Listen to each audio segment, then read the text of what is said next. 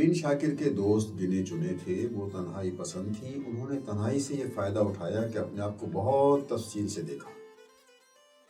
پروین شاکر کو ملازمت کے لیے کراچی سے اسلام آباد منتقل ہونا پسند نہیں آیا، کیونکہ ان کا گھر، خاندان اور سارے دوست کراچی میں تھے۔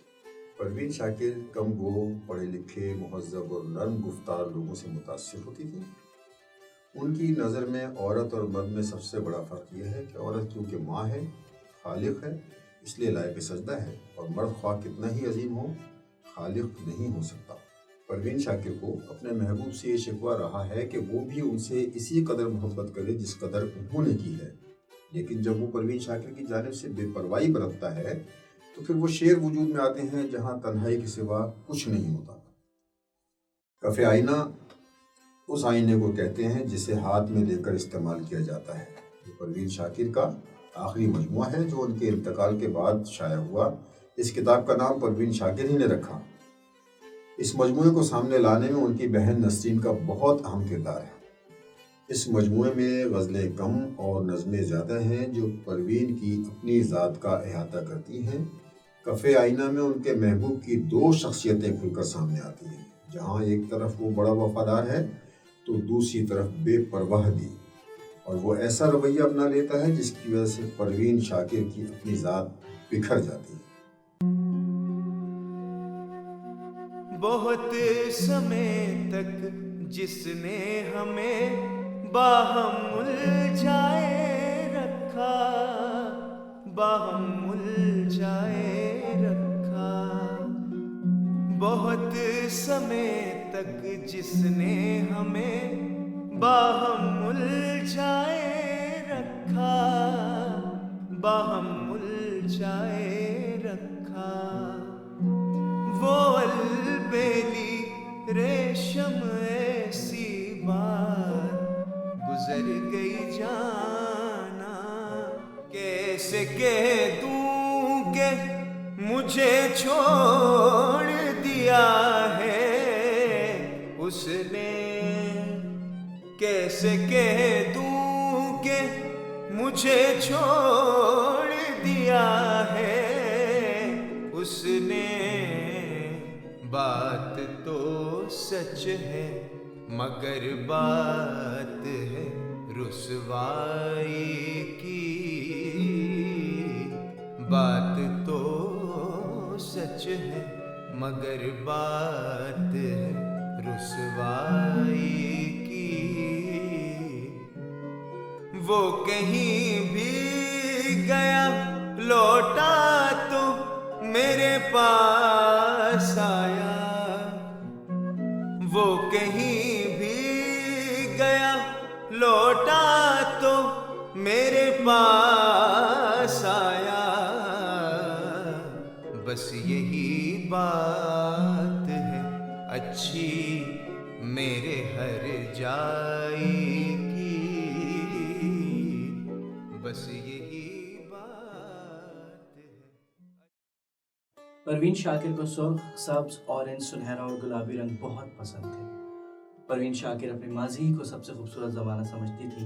دور ماضی سے ان کی خوبصورت یادیں وابستہ تھیں۔ جب پروین شاکر کا بیٹا بڑا ہوا تو انہوں نے کھانا پکانا سیکھ لیا۔ انہیں گھر کی سجاوٹ کا بھی بہت شوق تھا اور وہ بہت مہمان نواز تھی۔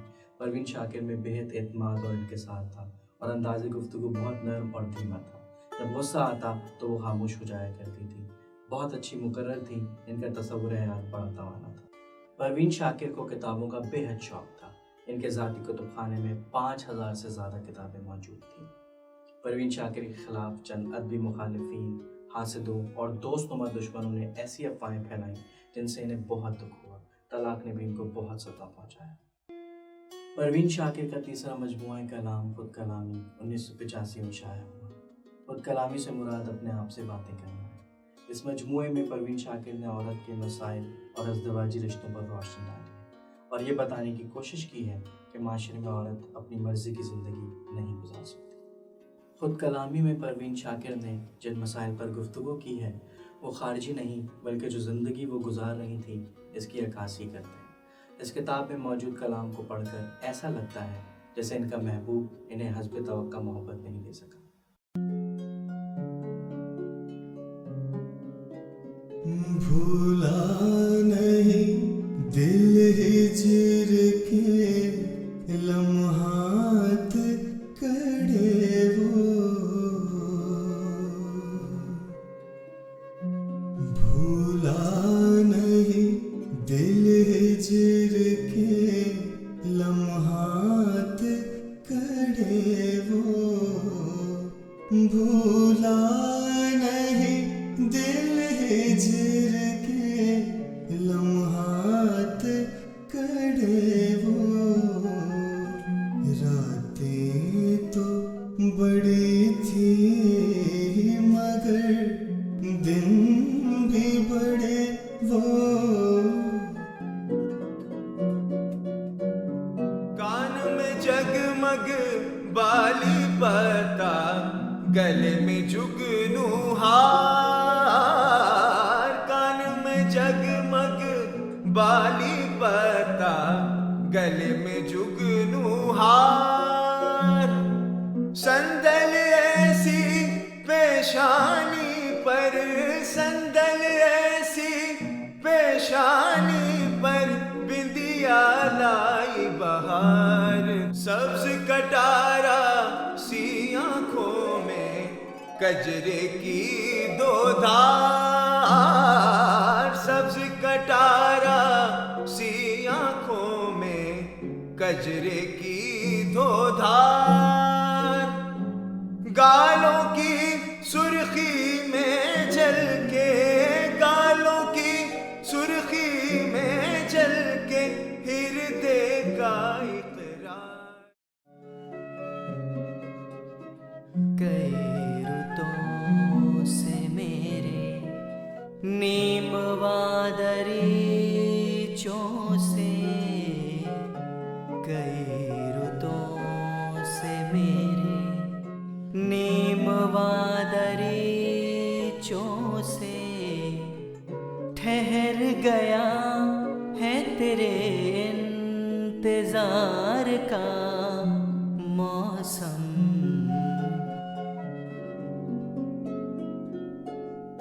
خود اپنے سے ملنے کا تو یارانہ تھا مجھ میں، خود اپنے سے ملنے کا تو یارانہ تھا مجھ میں، میں بھیڑ میں گم ہو گئی تنہائی کے ڈر سے۔ پروین شاکر کا کلام سب سے پہلے احمد ندیم قاسمی کے ادبی جریدے فنون میں 1971 میں شائع ہوا۔ پروین شاکر نے ابتدائی زمانے میں شاعری کی اصلاح اپنے نانا سے لی۔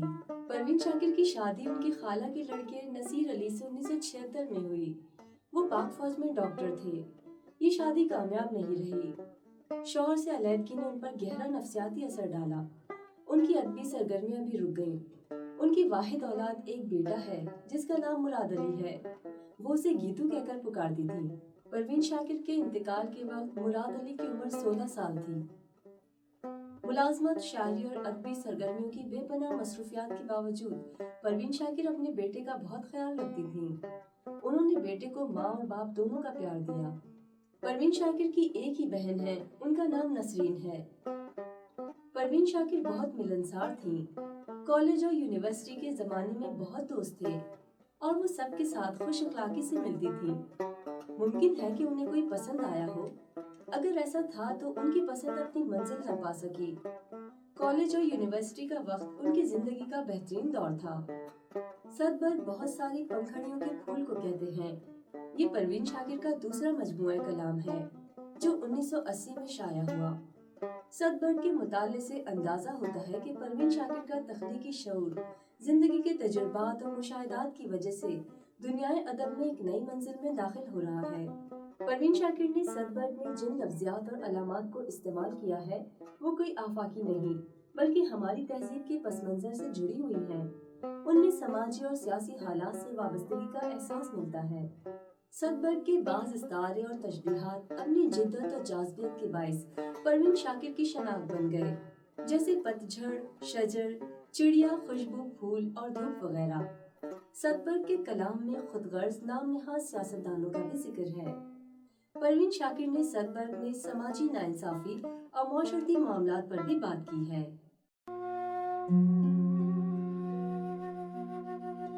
जब सितारे नहीं मिल पाए,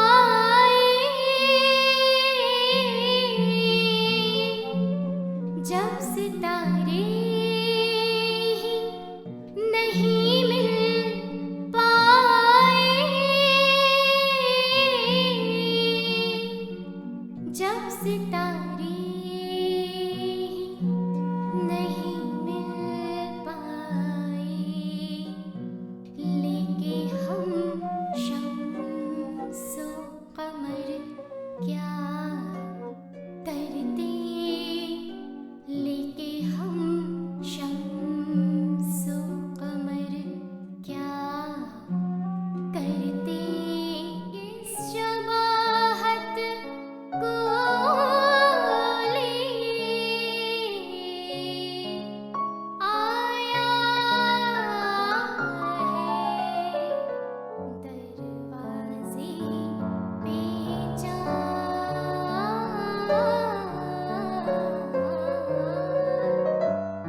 किस शबाहत को ले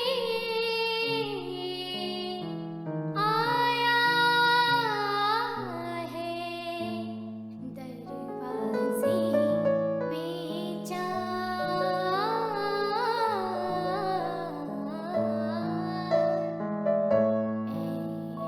शबे हिजरा ज़रा अपना सितारा देखना। परवीन शाकिर समझती थी कि दो इश्क करने वाले आपस में मुखलिस, बेगर्ज और बेलौस हों और इनके जज्बात में इसार भी शामिल हो तो इश्क मुकम्मल हो जाता है। परवीन शाकिर का कहना था कि शायर को मौजूदा दौर में तफरीह तबे का सामान समझा जाता है।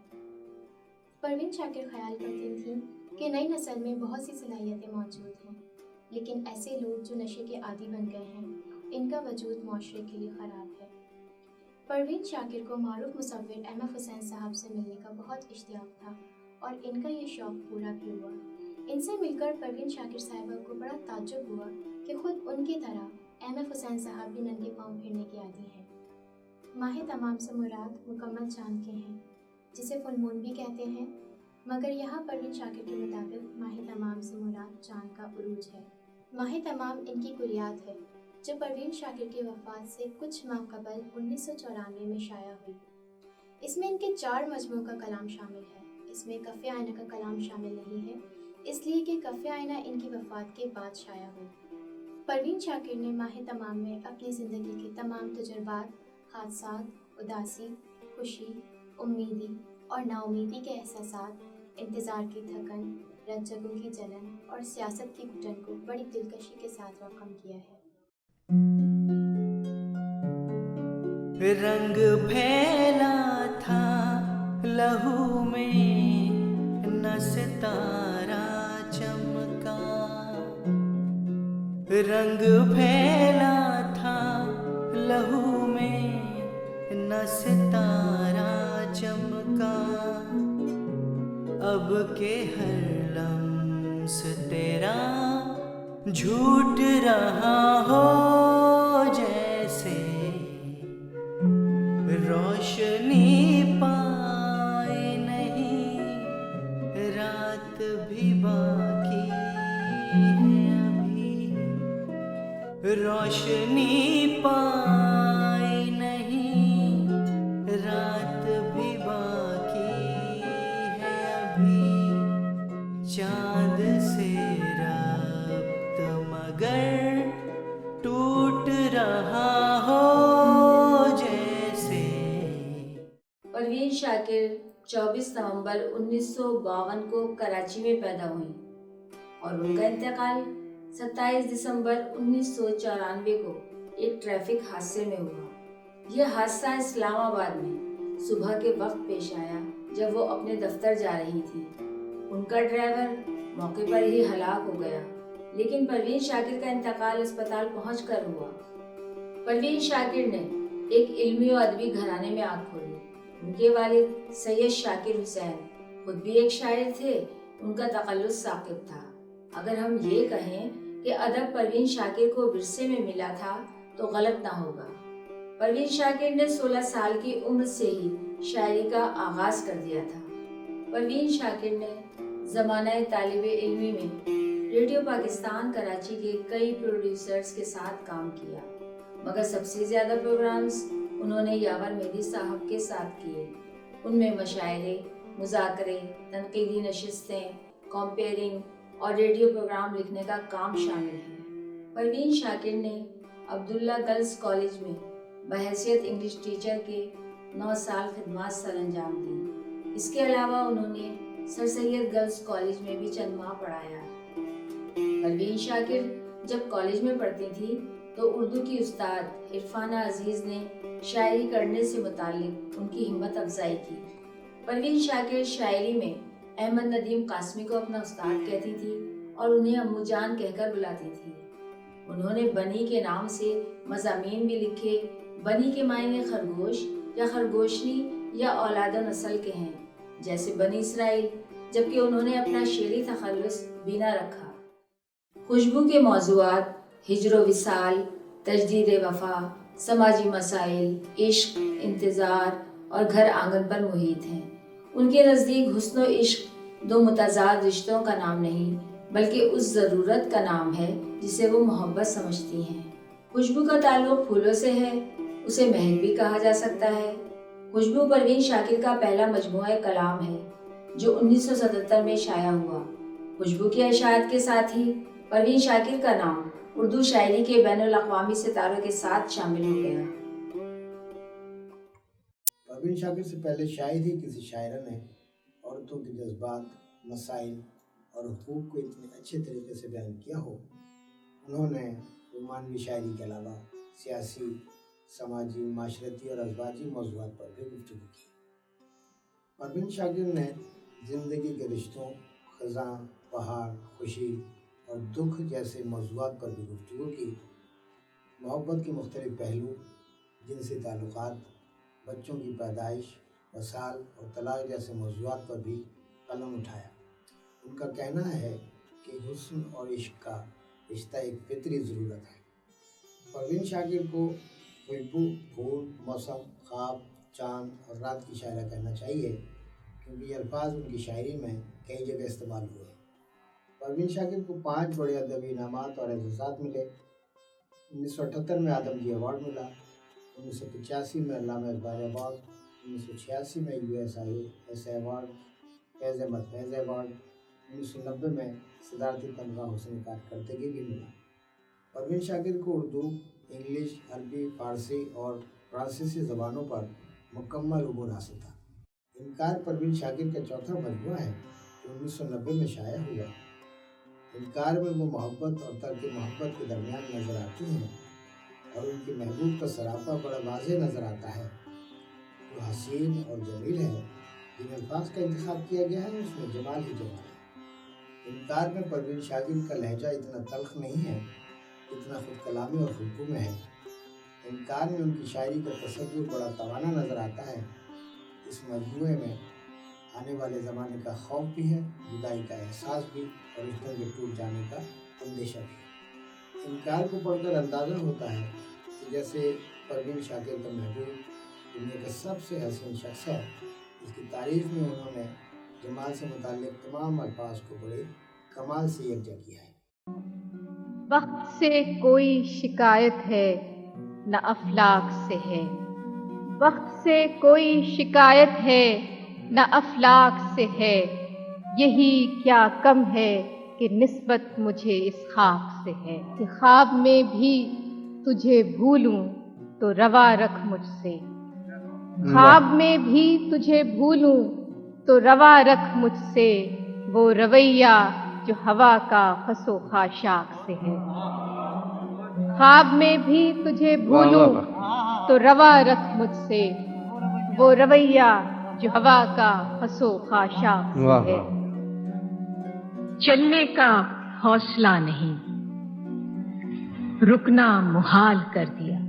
इश्क के इस सफर ने तो मुझको निढाल कर दिया।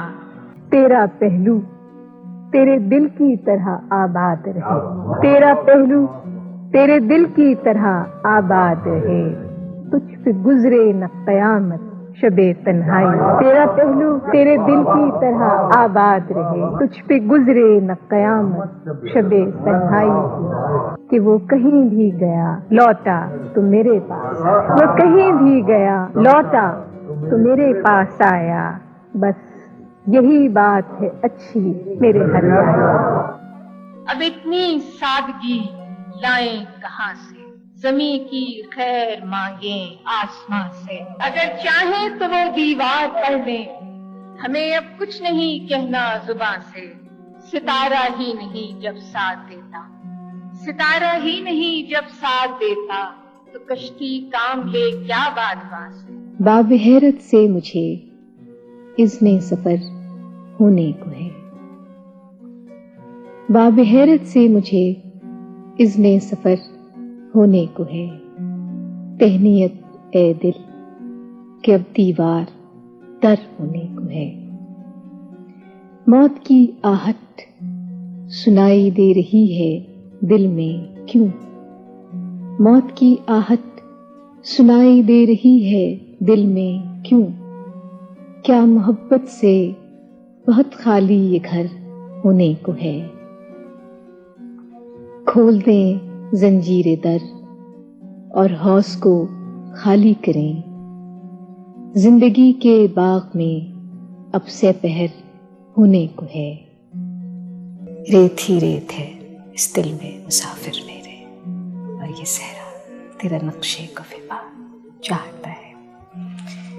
रात को मान लिया दिल ने मुकद्दर, लेकिन रात के हाथ पे अब कोई दिया चाहता है।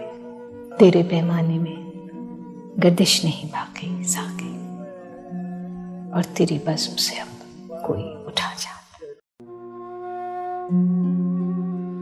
बात वो आधी रात की, रात वो पूरे चांद की, बात वो आधी रात की, रात वो पूरे चांद की। चांद भी ऐन चेत का, उस पे तेरा जमाल भी, सबसे नजर बचा के वो मुझको था ऐसे देखता, सबसे नजर